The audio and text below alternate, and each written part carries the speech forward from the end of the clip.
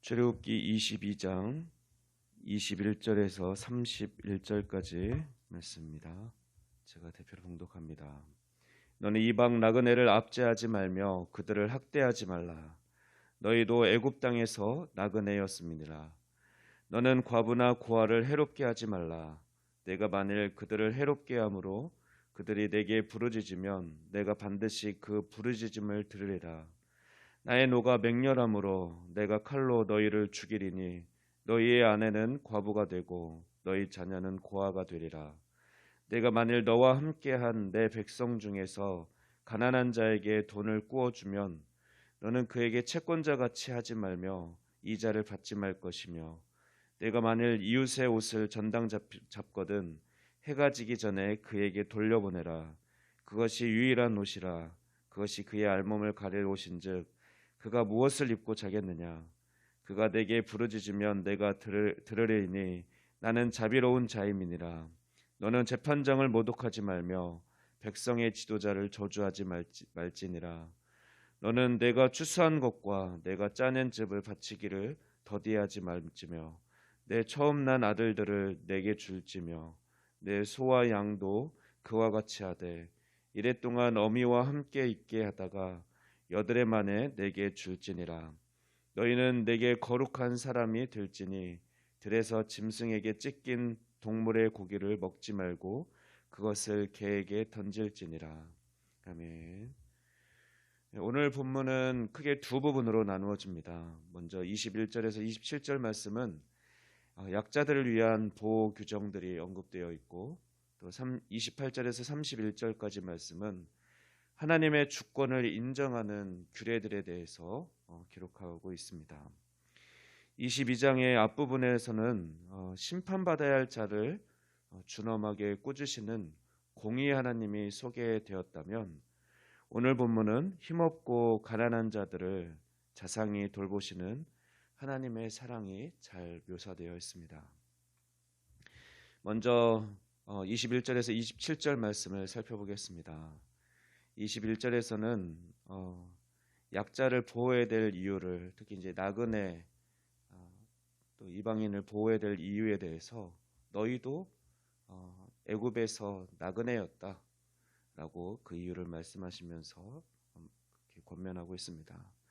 그리고 22절 말씀에는 그 대상에 대해서, 보호해야 될 대상에 대해서 더 기록하고 있으며, 또 23, 24절에서는 약자를 학대할 때 받게 될 보응에 대해서, 그리고 25절에서 27절 말씀에서는 가난한 자와의 거래에 있어서 유의할 점들을 말씀해 주시고 계십니다. 이것은 사회적으로나 또 경제적으로 소외되고 타인의 도움 없이는 살아가기 어려운 그런 연약하고 외로운 자들에게 하나님께서 특별한 관심과 배려를 보이신 말씀입니다.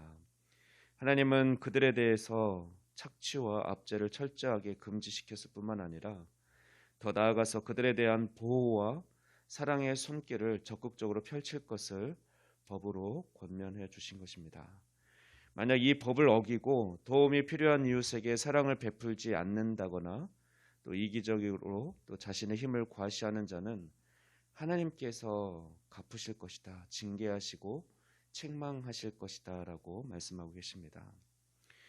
예수님께서도 소외되고 도움이 필요한 자에게 선행을 베푸는 것이 곧 예수님 자신을 위한 것이라고까지 말씀해 주셨습니다. 또 예수님께서 이웃에 대한 정의를 내리실 때 누가 이웃이냐? 도움이 필요한 자가 바로 우리의 이웃이다라고 말씀하셨던 것을 우리는 기억해야 할 것입니다. 그러므로 오늘을 살아가면서 우리는 또 우리 주변에 혹시 나의 도움을 필요로 한 자가 있는지 돌아보면서 그들을 사랑하고 또 섬기는 삶을 살아가야 할 것입니다. 이어서 28절에서 31절 말씀을 살펴보겠습니다. 이 본문은 이스라엘의 신정국가의 백성으로서 유일한 통치자이신 하나님께 필수적으로 이행해야 할 종교적 의무가 명시되어 있는 부분입니다. 이스라엘은 이 이행 여부에 따라서 그들이 하나님의 주권을 인정하고 있느냐 그렇지 않느냐가 판가름될 것입니다.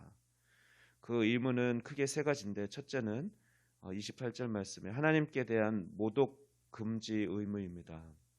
이것은 10계명의 1, 2, 3계명에 해당됩니다. 그리고 두 번째로 29절에서 30절 말씀은 올바른 헌금에 대한 의무입니다. 자신의 모든 소유권이 하나님께 있음을 고백하는 믿음이 필요함을 기록하고 있습니다. 또한 세 번째로 31절 말씀은 거룩성 유지의 의무입니다. 이것은 하나님과의 관계에서 반드시 선행되어야 할 조건들입니다.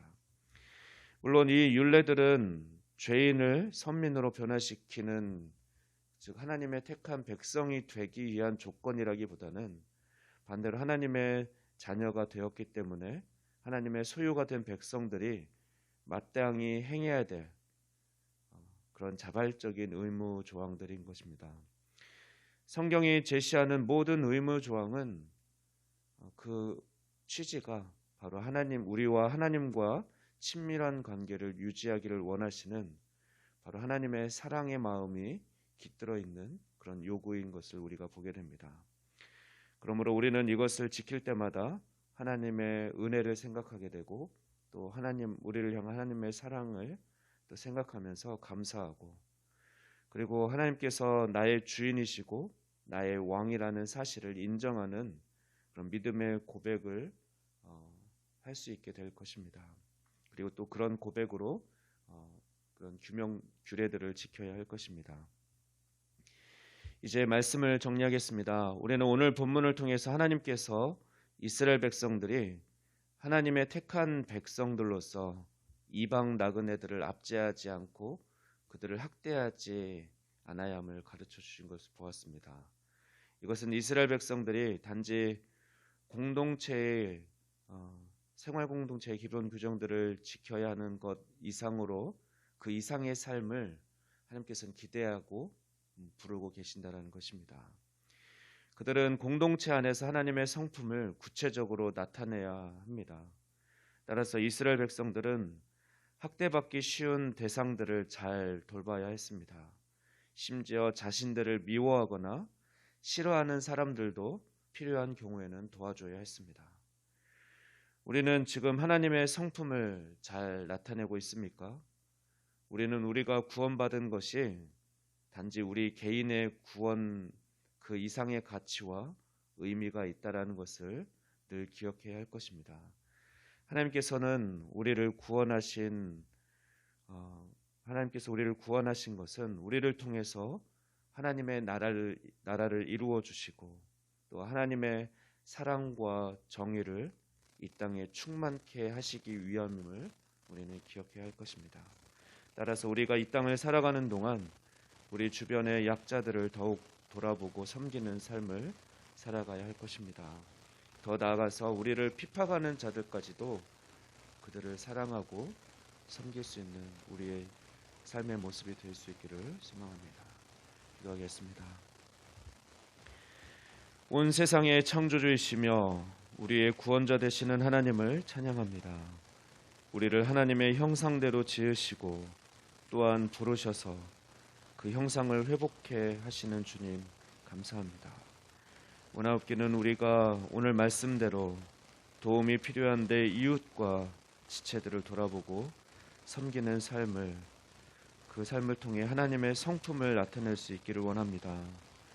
우리를 축복의 통로로 삼으신 주님, 우리를 통해 하나님 나라의 복음이 계속 흘러갈 수 있도록 우리의 삶을 인도하여 주시고 우리를 사용하여 주시옵소서.